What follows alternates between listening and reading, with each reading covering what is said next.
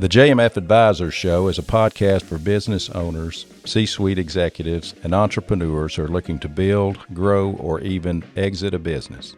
We bring in some of our best financial advisors to interview experts on business best practices, hot topics, and sprinkle in some tax and accounting help.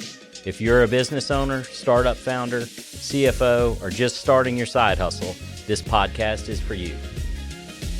Okay, welcome to another episode of JMF Advisors Podcast. Today we will be discussing the Federal Research and Development, or R&D tax credit. I'm Carl Jamison, and joining me today is Rachel Taylor, a shareholder at JMF and co-manager of JMF's tax department. And via Zoom, we have Tyler Noesser with the alliantgroup out of Houston. Thanks to both of you for being here today. Yeah. A little bit about the alliantgroup from our perspective. You know, they're the nation's premier consulting and management engineering firm helping businesses identify and leverage federal and state incentives related to R&D credits, 179D deductions, ERC credits, et cetera. But they also provide cybersecurity services, talent services, and tax advisory services. And we've been working with the alliantgroup since 2011. I think we've done jointly, I say jointly, y'all have done for our clients over 75 studies resulting in over $8.6 million in credits for JMF clients. We've also, our firm has used their talent services group and their tax advisory services related to tax controversies. So R&D credits have been around for a long time, I think, in a response to a perceived economic slowdown and job outsourcing. The credit was enacted back in 1981. That's right. Right? And it was really developed to reward American businesses for keeping those technical jobs onshore, so to speak, and creating new-to-the-world products. And that kind of limited who could take advantage of the credit. And I think of the lab coats and the scientists and the beakers and all that stuff, right? Exactly. Which we don't have a whole lot of those in our practice.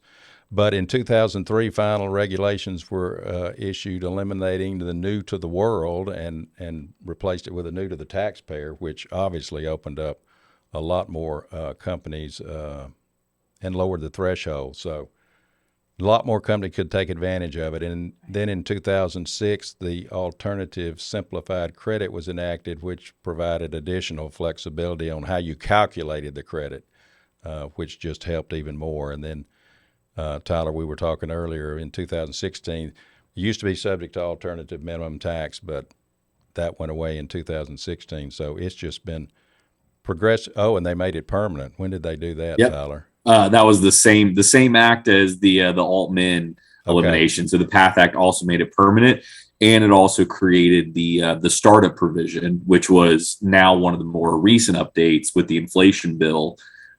There was another update to the startup provision as well. So the last 3, 4, 5 iterations of the credit have been since 2016, 2018, and then now most recently 2022. Yeah, which would be great because they would put the bill in and it would be in for 2 years and then it was going to go away and then they'd have to put it back in. Right. So anyway, making it permanent was a big help to a lot of us. So, when we first got started, Tyler, all the costs, and you'll go into this, but all the costs that were associated with those costs eligible for the credit were mostly wages because those are the typical. You have some subcontractors you'll get into, but it was mainly those expenditures for a new or improved product or a new and improved process to the taxpayer. Mm-hmm. So kind of tell us about the R&D credit, what it is, how it works, those type things. Yeah, absolutely. Carl, thank you guys, and thank you both for having me on. I think when we talk about the R&D tax credit, it certainly is. Well, it's one of the most complicated pieces of the tax code, and it's evolved so many times. And when we talk about all these changes, right, you guys were going through some of the different iterations and adjustments. That just scratches the surface of all the different ways that this thing has evolved through the years. Because like you said, Carl, it started in 1981 with the Economic Recovery Act. It was the Reagan administration. at the time, you talk about the perceived recession. Also, the thing that really spurred this, if you go look at congressional notes, you had Toyota and Honda coming over and starting to compete with Ford and GM for the first time, right? This was an effort to encourage growth of domestic businesses, particularly as you start looking at a global economy. The whole purpose of this from the beginning has been encouraging growth in U.S. companies and supporting that type of work with U.S. businesses. Now, when you talk about the adjustment that happened in 2003, the proposed regs started in 2001, were finally codified in 2003. But basically what it was Congress wrote this incentive back in 81 thinking about Ford and GM, right? Because that's who the focus was.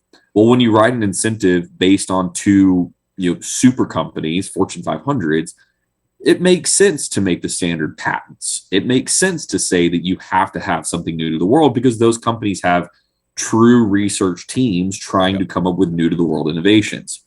The problem, though, is that when the goal of this was technical jobs, like you said, small to mid-sized businesses are the job growth sector of the economy. And so if you really want to try and create good, high-paying technical jobs here stateside, and you want to create an incentive that's going to encourage growth of those, putting a patent standard in place, which lends itself more towards large corporations claiming versus small businesses, didn't really hit the mark. And so in the early 2000s, that was when this started to get identified, right? In 2001, there were proposed regulations that, like you said, got rid of the patent standard and moved it to this idea of new or improved to you as a taxpayer. It was finally codified in 2003. And the benefit of that is that now you're looking at things like site-specific, modified, application-focused, customer specification driven. If you have some type of technical problem-solving approach, so you're taking on a job-by-job and a day-by-day basis, that type of analytical work that your employees are doing is absolutely where the focus of this is. Because once again, if there are technical problems that are being encountered and solutions are being derived by your business, that generally means the people you have working on those types of problems are probably not your minimum wage employees, right? Those are generally going to be the folks that have higher paid wages. As this has evolved from 03 forward, you mentioned 06, there was also TD 911 in 2009. Then you have the 2014 regulations in 2014, the PATH Act in 2016, the Tax Cuts and Jobs Act in 2017, now the inflation bill. Really what's happened is the last 2 decades, Congress has really showed a spirit of improving and enhancing this incentive, right? Everything has been taxpayer friendly, and it's really been with the spirit of Congress is trying to get this in the hands of more and more businesses. We're looking at how do you encourage more companies to claim this. When you look at this incentive as a whole, where it works, so Carl, like you said, there's 3 types of expenses that you can generally capture: the wages of your employees, the raw materials used or used in custom fabricated components, manufactured parts, prototypes. There's a lot of nuance around the raw materials piece, and then also third-party contractors.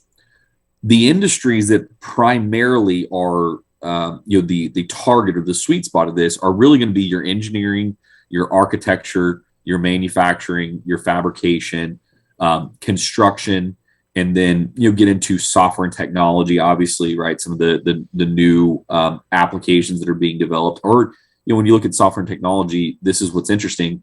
It's starting to permeate every industry, right? We're talking to a grocery store right now that has started to try and make all of their. They're trying to add in a delivery service as part of their company. They don't want to outsource the delivery. They want to actually make that part of their own business. And so they're putting their inventory online. So they're developing a website and an inventory system where they can track all their inventory and allow for it to communicate across different pieces of their business. I mean, never in my life would have thought that a grocery store would qualify for the R&D credit. But now, because software is becoming so prevalent in different companies, that is starting to be something that we look at across the board. But then you also have, your oil and gas businesses. You also have agriculture. Agriculture is one that's very commonly missed. But agriculture, really, ag as an industry is one that is constantly looking at new Oh, yeah. things, right? We've got to feed tomorrow's population. So, farmers, feed yards, dairies, pork, poultry, across the board, there are tremendous opportunities. There's actually a lot of poultry in Alabama.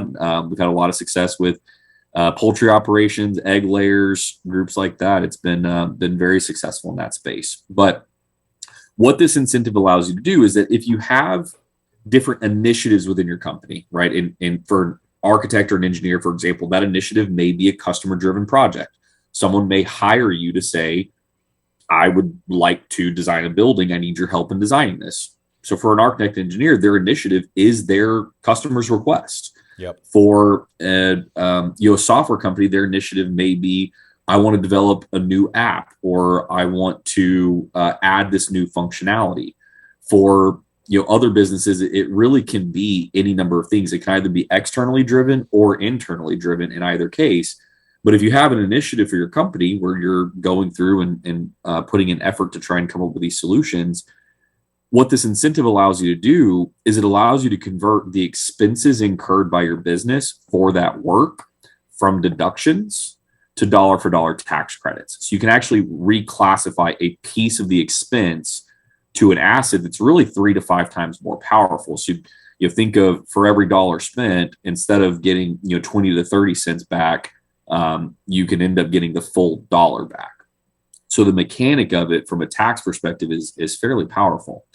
When we start getting into industries here, architects and engineers are ones that I'd say we see very often that are maybe somewhat familiar with this, but a lot of times have misconceptions. And I think one of the biggest misconceptions when we look at the R&D credit across the board, not just in those industries, but across the board, people are allowed to get paid for their work. That is absolutely something that you can do in a lot of industries. That's the driver of this incentive is work performed on behalf of customers. There was actually a very, very small company out of Fort Worth, Texas called Lockheed Martin that was getting paid by the government. And they captured an R&D tax credit based on their work where they were getting paid for every single job they did. And they captured credit for work where they got paid for every single hour spent. What Congress has said is that it doesn't matter if you're paid. There are some additional stipulations and evaluations that have to go into it. But just because someone is compensated for their work absolutely does not mean that they can't qualify. So, there's been a lot of changes and a lot of iterations to this. One of the newest iterations, when we look at the inflation bill, it's talking about startup businesses. So, when we look at what's happened, right, we're trying to encourage a lot of capital expense here in the U.S. In 2016, with the PATH Act, Carl, you mentioned the reduction of alt-min or the elimination of alt-min for businesses less than 50 million in revenue, and then also the fact that the R&D credit became permanent. But what it also did is it created a startup provision. The startup provision is the first time that the R&D tax credit has been able to offset anything but income tax, and it was able to offset payroll tax. Very big for startups, right? You look at software companies, life sciences, pharma, right? Industries that historically have had heavy spend before they actually have profits, had not been able to use the R&D credit. Now they can. One of the stipulations was you could only generate up to $250,000 a year to offset payroll taxes. Well, now, as of the inflation bill in 2022 moving forward, you can now offset $500,000 per year, and you have a 5-year window. So you effectively just added the opportunity for another $1.25 million in refundable credits. I mean, this goes against payroll tax. Payroll taxes, it's an asset for 20 years. So you really added up to $1.25 million in capital back to some of these people who are in the startup phase. So there really is a lot of confidence and certainty around this incentive, how it works and who it applies to. The expansions have been pretty significant, right? Yeah. But the focus of this very much is about rewarding technical jobs and helping businesses to create job growth here stateside. So Tyler, let's take a manufacturer, for example, that has a line where they're taking raw material in one end and spitting out finished product on the other end. Mm-hmm. And they're trying to make that line more efficient or that flow more efficient. Kind of walk us Absolutely. through that example, because we see that a lot Sure. in our clients. Just how they need to document what they're doing so that you can capture those costs and take advantage of these credits. Great comment, Carl. So, couple things. So, number one, when we look at manufacturing, I always like to break it up into two different types, right? There's your job shop custom manufacturers, and then Yep. you have your mass production product manufacturers. For a job shop, custom manufacturer, basically from the time that you get the part in house, where assuming it's a custom part, something you guys have never done before, from the time that goes in house, generally we'll go to a detailer. The detailer will take the information, figure out how we're going to get the cut sheets, who's going to actually build it, goes to a shop foreman to actually lay the work out. Then it's ultimately assembled on the back end. All of those facets of this can qualify. So it is more prevalent than just the person doing the design. Even if someone gives you a design and you are figuring out the process, like you mentioned earlier, how are we going to create this, or how are we going to take this part from a piece of paper to a physical reality? What steps do we need to take along the line? The people that are spending the time understanding what are those steps to take and what's going to be the most efficient or the best route, that can qualify as well. So design isn't the only way to qualify. It is one, but for manufacturers, process is our most common qualification. On the other side of this, where we start talking about product manufacturers, where you have your own product, right, and you're mass producing for goods, and you have this assembly line you were referencing, where we're looking at that is basically what steps or what evaluations are you making to optimize the efficiency, evaluate throughput? How do you reduce scrap? Is there anything that you can do to make that manufacturing line more efficient from a time or a flow perspective? If you look at the alignment of your shop, right? Generally we look at kind of from a material handling perspective, where does material come in? How do you make it flow as effectively as possible?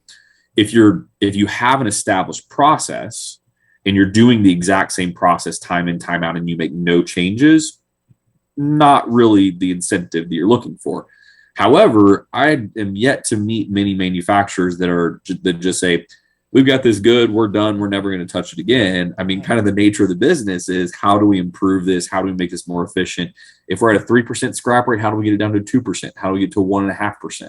Right? How do we try and optimize this? If we're scrapping 13% of our material that we're laying out, what can we do to scrap 9%?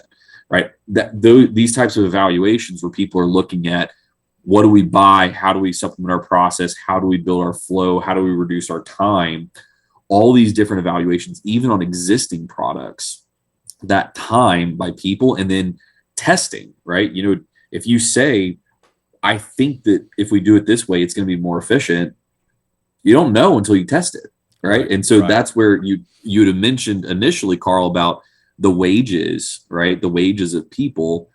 Well, historically, that was the simpler methodology, was to only look at the wages. But in 2014, there was the change in the Section 174 regulations, which defined supply costs that are eligible for the R&D credit. Since 2014, there's been a huge expansion in the amount of materials that can be captured. Mm-hmm. We have a lot of companies in manufacturing, fabrication, these heavy material industries, where their credits doubled or tripled overnight when this regulation passed, because now, when we talk about that example where you have a manufacturing line, if you're testing a new line, if you're testing how this works, the material that you're using to evaluate if that new process is effective, that's potentially capturable. So when you're dealing with steel products or steel goods, titanium, and some aerospace applications or government applications, when you start getting into these high dollar goods that you're having to run through this manufacturing line to evaluate the efficacy of the process, you start to get an expansion of costs that are eligible. And obviously the expansion of costs could lead to more credits. Yeah. So Tyler, walk us through, and I'm not trying to you may be asking the same question I was thinking. Hog the show here, but let's say you have a manufacturer that has 10 projects that they worked on throughout the year to try to improve that process, reduce scrap, whatever. and they had $1 million in wages and $500,000 in supplies or subcontractors that they could show were spent on those projects. How does the credit, walk us through just how the calculation of the credit works in that example? Sure. So there's, you mentioned the 2006 adjustment for the alternative simplified credit. Basically, there's two methodologies that you can use to calculate a credit. The theoretical maximum that you can get on a per dollar spend is about 14%. That is the theoretical maximum. You can get 14 cents back on every dollar that you spend in terms of the R&D credit.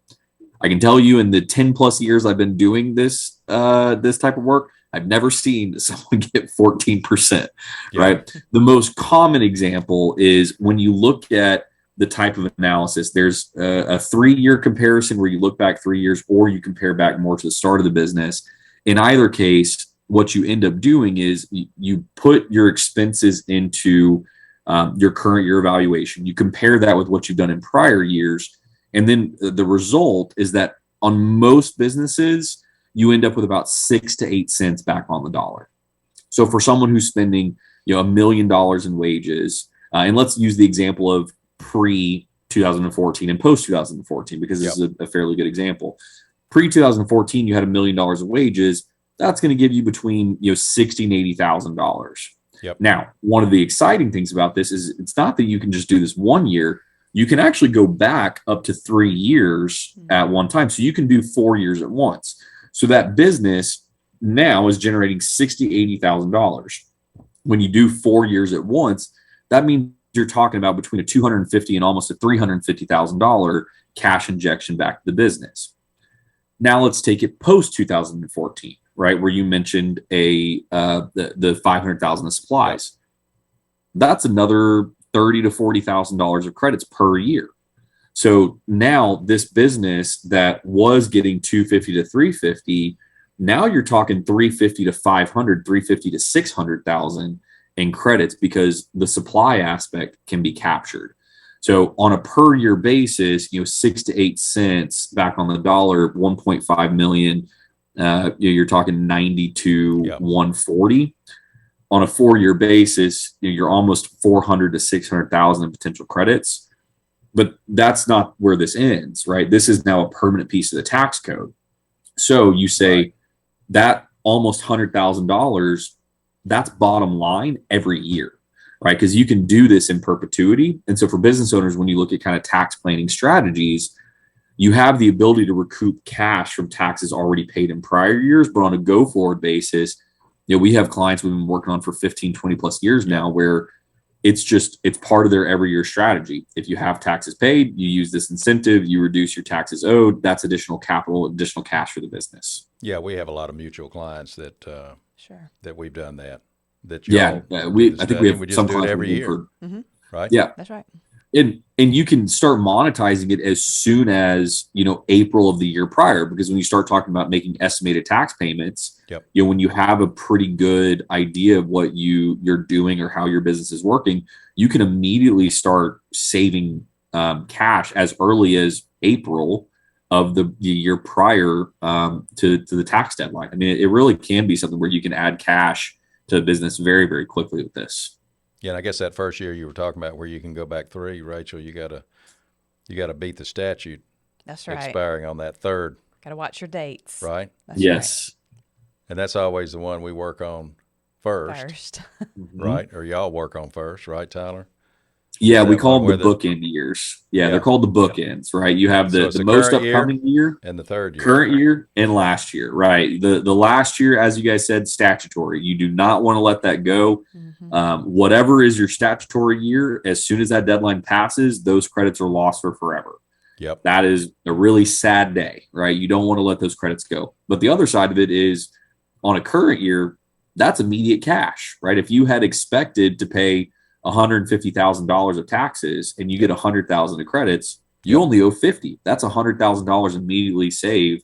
So, for you guys, I think having those credits and telling your client, hey, you actually are going to have to write a much smaller check, that's a much better conversation to have. Much a much good better. day. Yeah, much better Yeah. conversation. Rachel, you got anything? I do. What, from a practical standpoint, could someone expect if they thought their business qualified?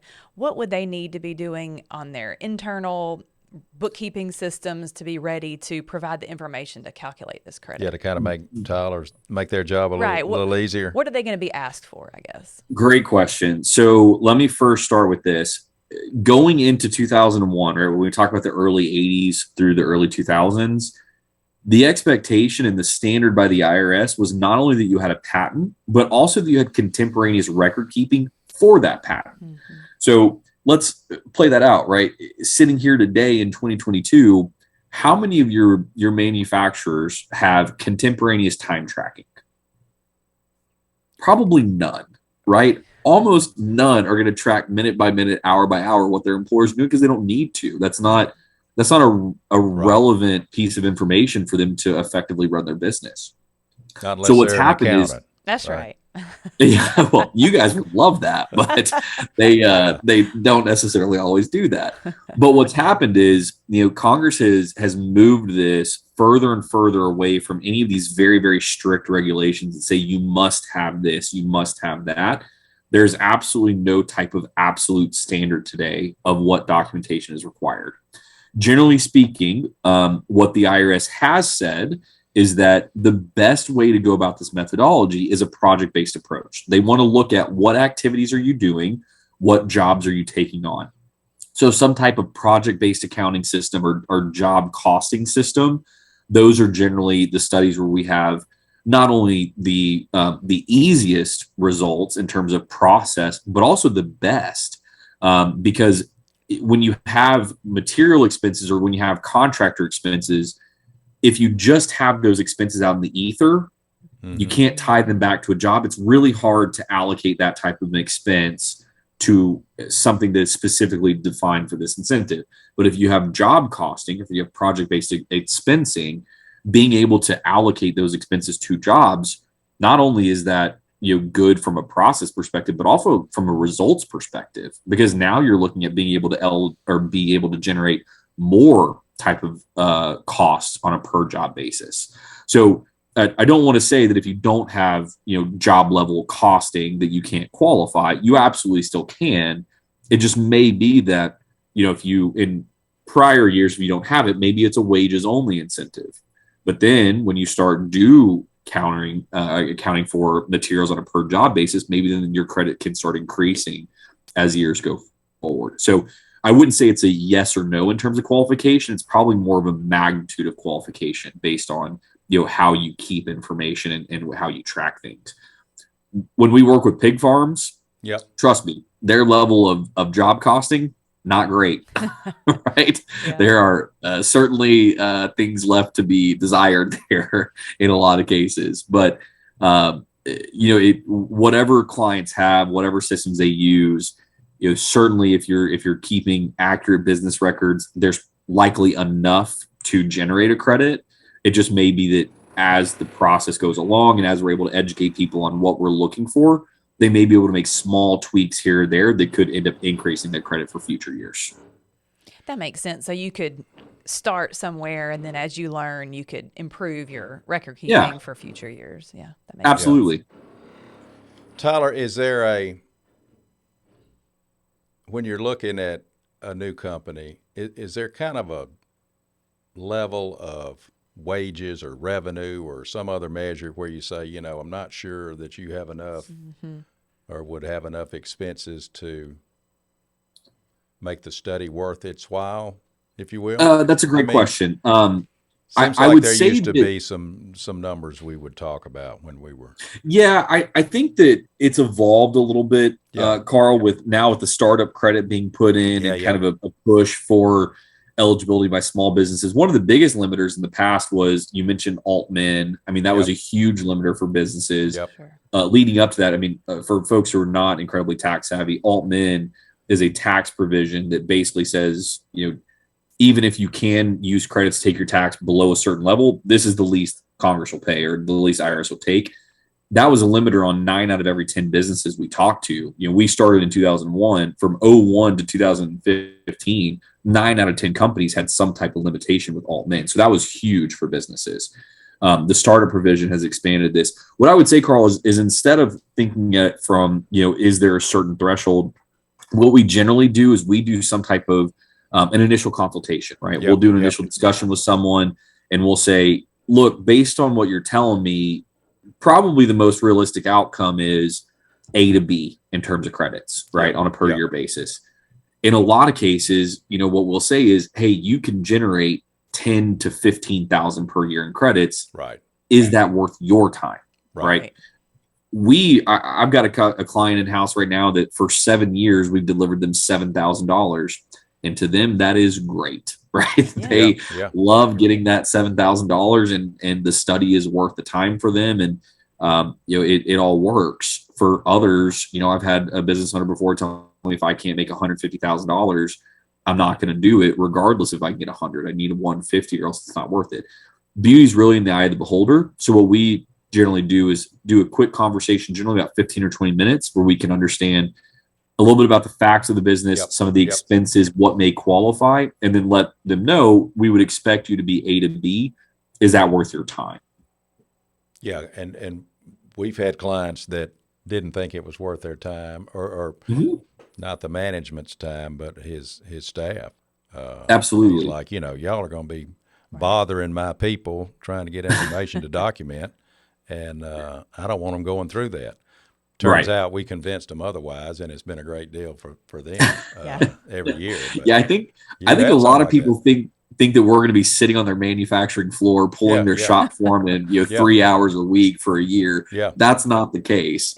Right. Most of our clients for a first year study, I'd say, obviously size and scale matters, but in general, if you say 15 to 20, maybe 15 to 25 hours collectively across a business, that's generally pretty common in terms of the time spent to work with us on one of these. You think it's about a third of that's going to be your financial team gathering payroll, job titles, tax returns. About a third is going to be pulling operational data, purchase orders, contracts, job reports, and then about a third will be operational interviews. So, it's a healthy blend of different departments, but no, we're certainly not sitting on the shop floor telling the shop foreman, don't do your job, come talk to us. That's not how we really operate here. Yeah, and I would think that as you go through a client in your 5th year, 6th year, 7th year doing it, their mindset changes such that they start thinking, okay, R&D. They get better at what they do internally to help you calculate it. That's what I would think too. Yeah. I would say with everything, right? When you hire someone to come in and work with you guys, I'm sure even in your guys' practice, right? Your first year is the most difficult because you've got to learn someone's business practices. You got to learn how they track things. You got to understand how they operate. It's no different for us. The R&D credit, I like to say it's a story of numbers, that you basically have to tell the story of the business through numbers. It's kind of how it ultimately shakes out.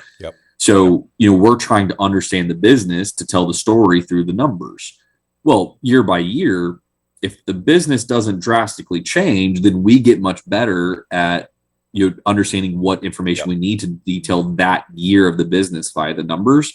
So, we have some clients that I'd say by year 3, you pretty well get to this is exactly where we're at. The first year is the learning curve. The second year is, I'm not going to call it a 50% reduction in time, but it's certainly pretty drastic.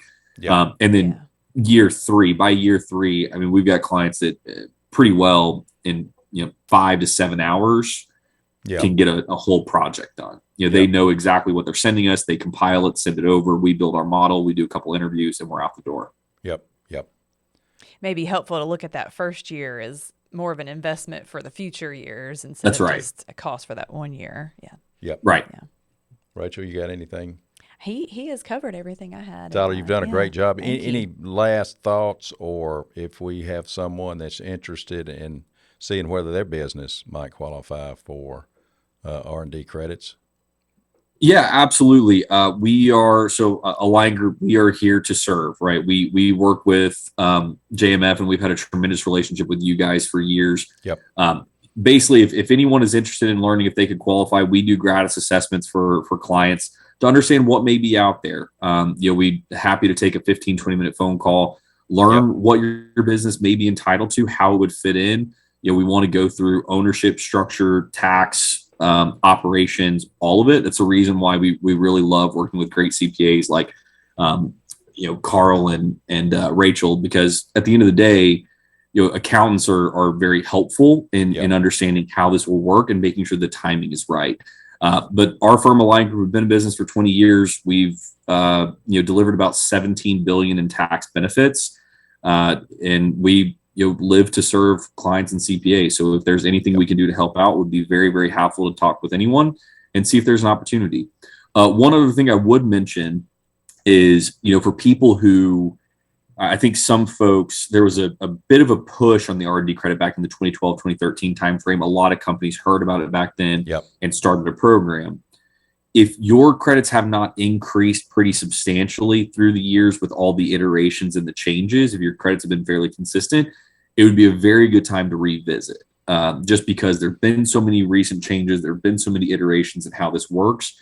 For people who have an existing program, we also look at if there's ways to optimize or improve existing programs with some of the recent changes. So even if you have been claiming, it's never hurts to get a second opinion and see if there may be some dollars left on the table. So, Carl, Rachel, certainly appreciate you guys having us on today. Very much appreciate being able to share the gospel of the R&D tax credit. Yeah, well, no, we really appreciate you being here, and Rachel, you too. Our firms, like you said, we've worked together for a long time and continue a good relationship. So it's been good for us, good for Alliant, and good for our clients mainly. Good for clients, for sure. 8.6 million, I think, was the last number, and that's kind of like y'all's. It's just a ticker. It just keeps ticking as we do it every year. That's right. We appreciate it, and thanks for our relationship, and thanks for being here today. We appreciate the partnership, and once again, thank you guys for trusting us with your clients. That certainly is the highest level of honor that you can bestow upon us. Well, thanks, Tyler. Thank you. Thanks. Thank you, folks. Great talking with you both. Thanks. You too. Talk to you soon. If you would like JMF to help you connect with the Alliant Group, help your business in any way, or if you'd like to suggest additional podcast topics, simply send an email to info@jmf.com. And don't forget to subscribe to our podcast on YouTube or your favorite audio podcast app. If you would like us to help your business or would like to suggest additional podcast topics, simply send an email to info@jmf.com. And don't forget to subscribe to our podcast on YouTube and your favorite audio podcast apps.